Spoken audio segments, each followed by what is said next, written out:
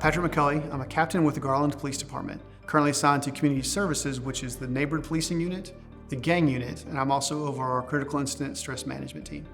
Our program actually started as a peer-to-peer support group back in the early 90s.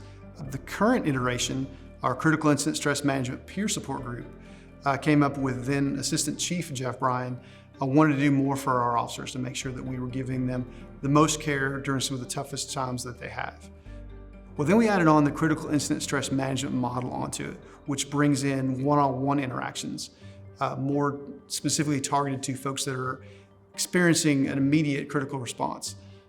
And then we expanded into the debriefings, which are group interventions, much broader, much wider programs based on the Mitchell model, where we'll have everyone sort of come together and talk about critical incidents in the aftermath of them to kind of process what's going on, unanswered questions, things they might not know.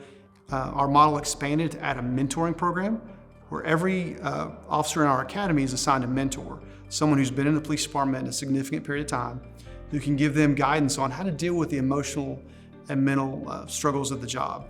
So those pieces have all really been kind of the foundation of what we've built. Since then, we've added on some experimental components. One of the biggest ones we've tapped into is the EAP at the City of Garland and their focus on mental health for first responders and their ability to tailor-make resources for us. That you have somebody who kind of knows the police or the firefighter language, how to explain that and how to put solutions into play.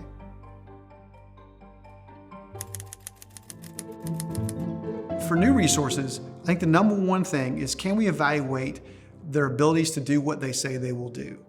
Can they deliver outcomes? Can they describe to us what their goals are?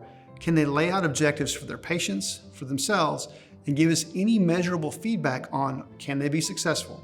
And then in all those circumstances, do you have the ability to be culturally competent? And by that I mean, can you speak to police officers? Can you speak to firefighters? Can you speak to first responders in the language in which they speak? And so the ability to talk to both sides of the universe, both sides of the badge, so to speak, is a really important thing for us because that will give us the most success. For new wellness programs, in the first 6 months, the number one thing to do is to reach out to your community, identify what you have. And ironically, consider your wellness program just like you would do a referral for someone who's in crisis. You don't quite know where to go. You don't know what resources are out there. You've got to test the waters. So the second thing, kind of like the first, is to talk to other resources you know. Do you know other peer programs nearby? For us, we provide peer support resources for our neighboring cities quite a bit. And so we're able to add our expertise, some of our history, some of our resources to them, particularly for smaller agencies which may be struggling to build up teams, because no department has a one-stop shop that can solve all the problems in-house. The ability to have as many resources from your community and how to access them is the first place to start for any kind of program. We're really good at handling the physical trauma of the job. We can see it. We can see the officer who's got an injured arm, and we can see that they need to heal, they need to recover. We need to make them stronger, let them get better, and come back to work. Where we struggle is on the emotional side, on the mental side. It's less visible, it hides just beneath the surface. We often have stigmas about talking about it at all. When the reality is, those personnel are not ready to come back to work.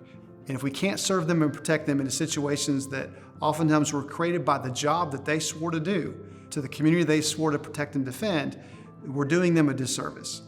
Because the reality is, no matter what happens to our officers, no matter what happens to our first responders, the next day, they're going to come back to work, and they're going to carry that forward with them.